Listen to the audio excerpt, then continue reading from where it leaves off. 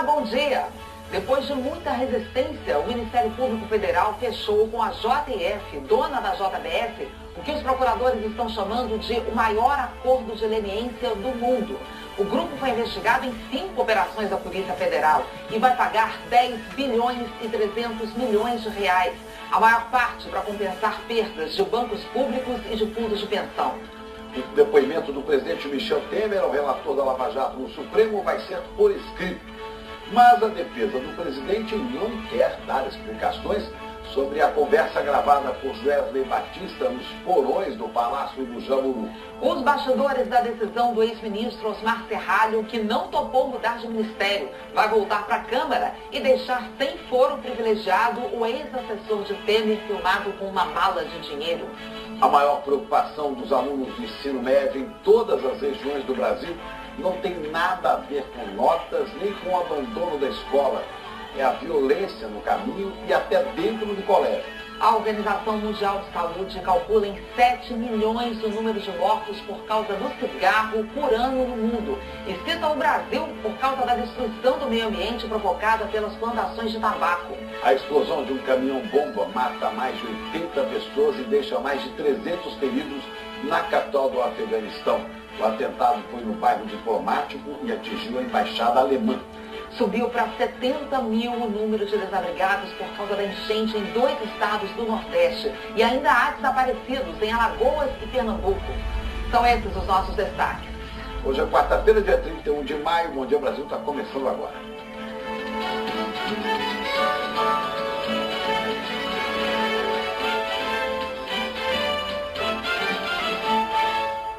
Começamos com a notícia de que, enfim, saiu o acordo de leniência com a JF, dona da JBS, acordo fechado com o Ministério Público Federal. Os procuradores afirmam que é o maior acordo desse tipo no mundo. Olha, a empresa vai ter que pagar mais de 10 bilhões de reais e esse valor pode dobrar depois de corrigido. Vamos falar com o Fabiano Andrade, que ele tem detalhes dessa negociação que saiu tarde da noite, né? Fabiano, bom dia. Bom dia para você, Chico, Ana, um bom dia a todos. As negociações para o acordo de leniência começaram em fevereiro desse ano, em paralelo aos acordos de delação premiada firmados pelos executivos da JF. Inicialmente, o Ministério Público Federal propôs que a empresa pagasse uma multa de 11 bilhões e 100 milhões de reais num prazo de 10 anos. Os executivos da JF recusaram essa proposta, mas mantiveram a negociação com os procuradores. Até que ontem à noite, finalmente, saiu o acordo. A JF vai ter que pagar 10 bilhões e 300 milhões de reais, agora num prazo estendido de 25 anos. Os pagamentos já começam a partir de dezembro deste ano e o dinheiro vai ser dividido da seguinte forma. 6 entidades vão receber 8 bilhões. Os fundos de pensão dos servidores da Caixa e da Petrobras, o BNDES, a União, o Fundo de Garantia por Tempo de Serviço e a Caixa Econômica Federal. Os outros 2 bilhões e 300 milhões da JF devem ser pagos em projetos sociais nas áreas de educação, saúde e no combate à corrupção. Nesses próximos 25 anos, a multa vai ser corrigida pelo IPCA e pode alcançar 20 bilhões de reais. Para se ter uma ideia, a multa aplicada à JF, que é controladora do grupo JBS, é maior do que as da Odebrecht, Braskem, Andrade Gutierrez e Camargo Correia somadas. Segundo o Ministério Público Federal, esse é o maior acordo de leniência já firmado no mundo. Os acordos de leniência são uma espécie de delação premiada das empresas. O documento com as cláusulas da multa da JBS, da JF, deve ser assinado nos próximos dias. Chico e Ana. Obrigado, Fabiano. Vamos falar agora do depoimento do presidente da República à Polícia Federal. O ministro Edson Fachin do Supremo deu 24 horas para o presidente Michel Temer responder por escrito as perguntas da polícia. A defesa de Temer disse que ele não quer responder sobre as gravações, aquelas conversas gravadas com o dono da JBS nos porões do Palácio do Jaburu. Fábio William, bom dia para você. O presidente quer falar só depois do resultado da perícia daquela gravação, né? Oi, Chico, Ana, muito bom dia para todo mundo. A defesa do presidente questiona essa gravação e quer saber se houve ou não edição. Só que a Polícia Federal não diz quando o resultado dessa perícia vai sair. Também não há uma data, ou pelo menos a polícia não diz, quando vai enviar as perguntas para Michel Temer. O presidente Michel Temer passou boa parte da noite reunido com advogados no Palácio do Planalto. O assunto, a nova estratégia do governo para a defesa no Supremo Tribunal Federal, diante da decisão do ministro Luiz Edson Fachin, que atendeu a um pedido da Procuradoria-Geral da República e autorizou que o presidente seja ouvido no inquérito em que ele é investigado por suspeita de corrupção passiva, obstrução de justiça e organização criminosa. Temer vai responder a perguntas por escrito. Assim que receber os questionamentos, o presidente terá 24 horas para responder. A defesa do presidente vai pedir nesta quarta-feira ao ministro Fachin para que Michel Temer não seja obrigado a responder perguntas específicas sobre o conteúdo da gravação feita pelo empresário Joesley Batista até que a Polícia Federal conclua a perícia nos áudios e divulgue um laudo oficial.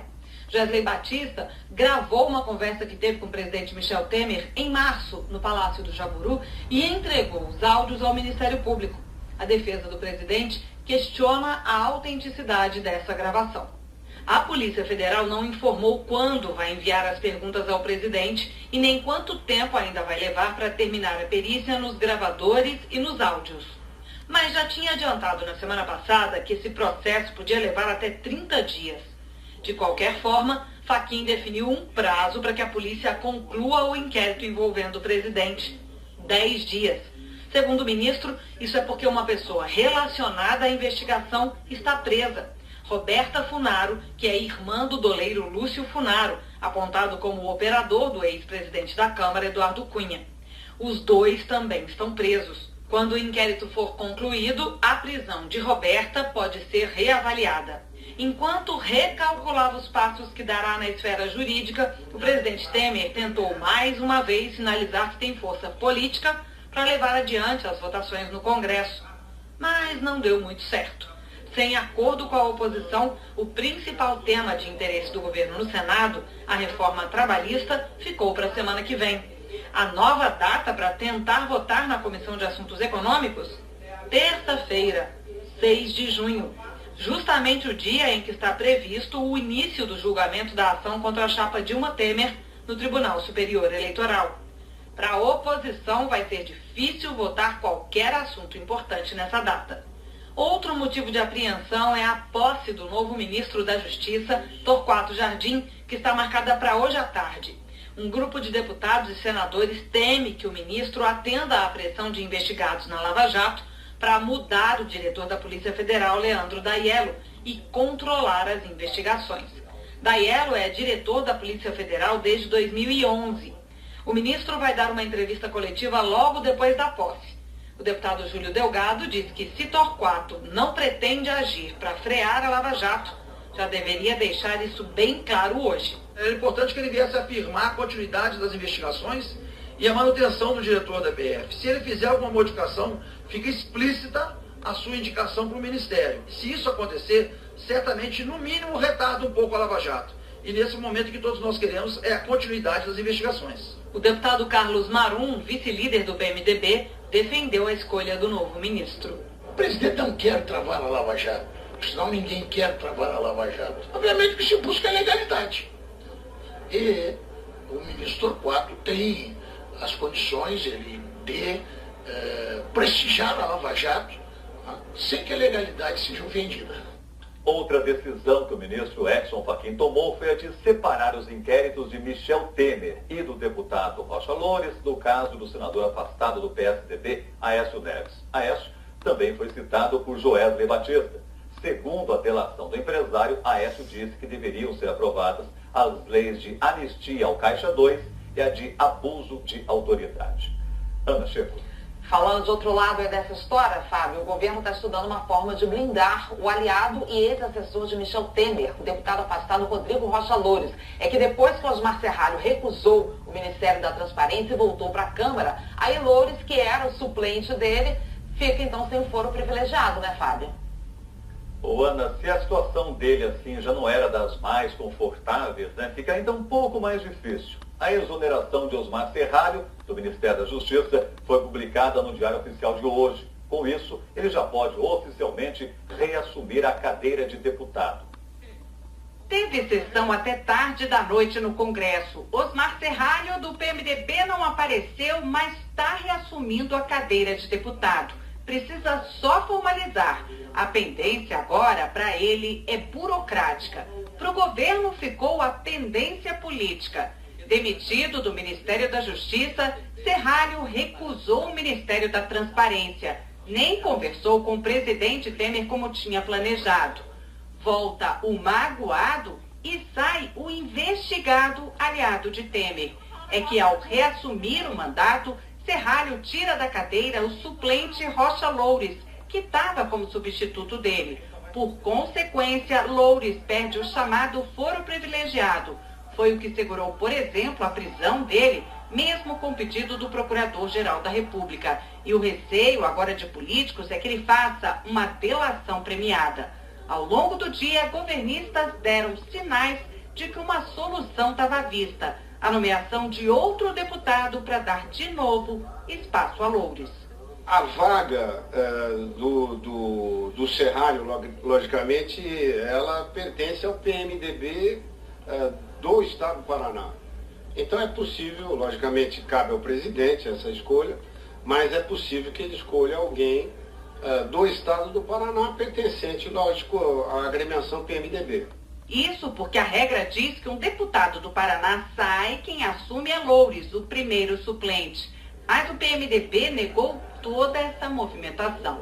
Não houve nenhuma outra conversa para que a bancada do PMDB pudesse indicar um outro deputado para este ministério. Portanto, não saberia dizer o porquê que se especulou, mas com absoluta certeza isso não ocorreu. O dia terminou sem solução anunciada. Rocha Loures, antes da Câmara, foi assessor do presidente Temer. Ele é o que aparece recebendo R$500 mil da JBS em uma mala. O presidente Temer até pediu para o inquérito dele ficar separado do caso de Rocha Loures, mas o ministro Edson Fachin, do Supremo Tribunal Federal, negou, e os dois continuam sendo investigados juntos. E teve a novela do PMDB aqui no Senado também. O partido se reuniu para discutir o futuro do líder Renan Calheiros, que vinha fazendo críticas ao governo. Renan se manteve liderando a bancada, mas, segundo os senadores, o combinado foi que ele maneirasse nos comentários. Mas nessa entrevista, no fim da noite, disse que ter divergências é natural. Ajuda mais quem critica, quem sugere, quem faz isso com sinceridade. Eu, se fosse presidente da República, eu preferia um aliado que sugerisse, criticasse, fizesse o que algumas pessoas fazem. E terminou assim. Acho que ele está firme. Um abraço. Ontem também tiveram indicações de partidos para o Conselho de Ética do Senado, responsável pelos processos de perda de mandato. E justamente 2 investigados do PMDB foram escolhidos como integrantes, Romero Jucá e Eduardo Braga. Faltam indicações de alguns partidos, que agora vão ter que escolher também os integrantes de uma nova CPI, a da JBS e JF. O pedido de criação foi lido ontem no plenário pelo presidente do Senado. É para investigar as negociações com o BNDES e o acordo de delação premiada dos irmãos Joesley e Wesley Batista, que deu origem à investigação contra o presidente Temer. Essa CPI ainda não tem data para ser instalada. E os 3 deputados paranaenses, Hermes Parcianello, João Arruda e Sérgio Souza, disseram que até agora não foram procurados pelo Planalto, mas caso sejam, afirmaram que não vão aceitar o convite para assumir o ministério. Ana, Chico. Certas coisas incríveis, né? Você imaginar um conselho de ética com os nomes de Romero Jucá e de Renan, né? Nomes que estão envolvidos em denúncias fortes que atentam contra a ética, né? Ou do ex-deputado correndo essa imagem ridícula com a malinha na mão cheia de dinheiro. Olha, sem foro privilegiado, esse ex-deputado, que também foi assessor de Temer, está aí, exposto, né? Correndo com a sua malinha. Alexandre Garcia, bom dia. Pressão sobre o aliado do presidente é mais um problema para o governo Temer administrar, né? Bom dia para você. Mais um problema, né?